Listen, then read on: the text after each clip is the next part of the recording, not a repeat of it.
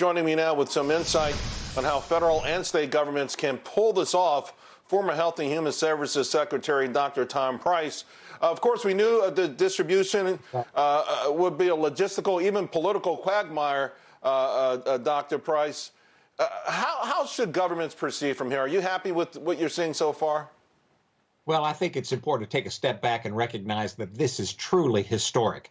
To have a vaccine, a number of vaccines come online for a new novel virus in less than a year is unprecedented. And so it's important that we recognize how exciting this is, how proud all Americans can be of the public-private partnership that was put in place, and congratulate all of those involved. Now, there are going to be some hiccups along the way on the distribution. Each state is responsible for the distribution to their citizens, and the infrastructure in states vary. And so it's going to be challenging, there's no doubt about it, but we'll get there over the next 3 to 4 months to be able to make certain that every single American who wants a vaccine, and every single American should want a vaccine, will be able to get one by the end of the first quarter, or certainly the end of the second quarter of next year.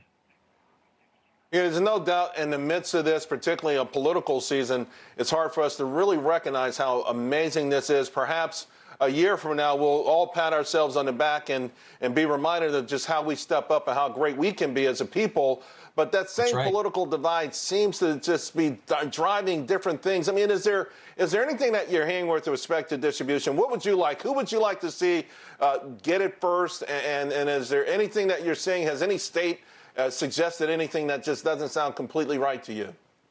I think most states that I've heard of are following the CDC guidelines, and that's incredibly important. Obviously, frontline healthcare workers need to get it first, because those are the ones that are coming in contact most likely with individuals who are infected to a significant degree. And then nursing homes, individuals in nursing homes are at huge risk, and those in long-term care facilities.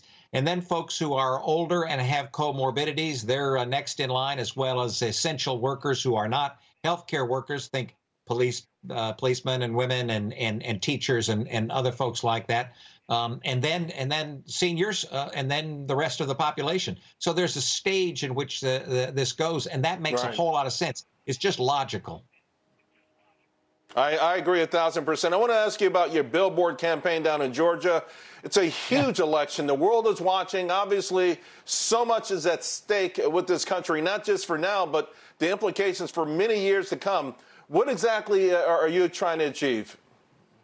Well, I'm working with a number of different folks. The Save America Coalition, the Keep America Foundation have put in place a number of billboards across the state, as well as a couple of bus tours to stop at locations all across the state and make certain that people understand and appreciate the consequences, the incredible importance of checks and balances in Washington.